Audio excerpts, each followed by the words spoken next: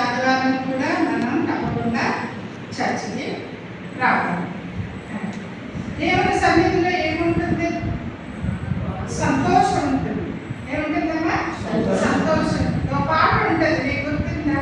నీ సన్నిధిలో సంపూర్ణమైన సంతోషము కలదు.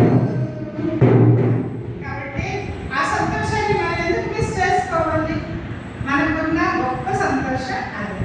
సరే, మరి నేను చిన్న బహుమానం ఇవ్వాలనుకుంటున్నాను. అదేంటంటే అదే సర్వీస్ చేస్తున్నాను అనుకోండి. దాని వెనకున్న ఏంటంటే సంగతి ఏంటంటే, నాకు ఒక ఆత్మీయ సిస్టర్ ఉంది. ఆవిడ పేరు రమాగాంధీ.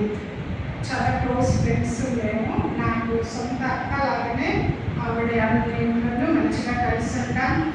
మరి నేను కూడా ఆత్మీయంగా బలపడడానికి ఆవిడ నాకెంతో సహాయకరంగా ఉంది. ఆవిడ సొంత చర్చ్ ఉంది. ఇట్లానే కింద ఉంటారు, పైన చర్చ్ కూడా ఉంది. మీలాగే సేమ్ అందరూ వస్తారు. హైదరాబాద్లో మంచి సెంటర్లో మా ఇంటి దగ్గర ఉంది.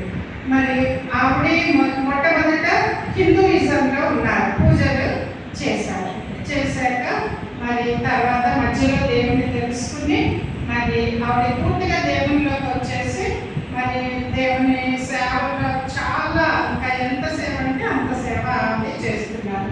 అయితే ఆవిడ హస్బెండ్ గాంధీ గారు, మరి వయసు ఉందనుకుంటే ఆయనకి 80 years ఉండొచ్చు. ఈ జనవరి 2వ తారీఖున ఆయన ప్రభువులో నిద్రించారు. జనవరి 2వ తారీఖున ప్రభువులో నిద్రించారు. మరి ఆయన జ్ఞాపకార్థంగా నిజానికి నేను చాలా క్లోజ్. ఆయన బ్రతికున్నప్పుడు కూడా మాకేమన్నా చూడాలని అంటే హెల్ప్ఫుల్గా పక్కనే కదా. వాళ్ళ 3 పిల్లలు యుఎస్లో ఉన్నారనమాట, ఇక్కడ ఎవరు లేరు. అందుకని ఏదైనా సడన్గా ఏదైనా అవసరం వస్తే ఎట్లా మేమే వెళ్ళాలి అని అనుకునేవాళ్ళం.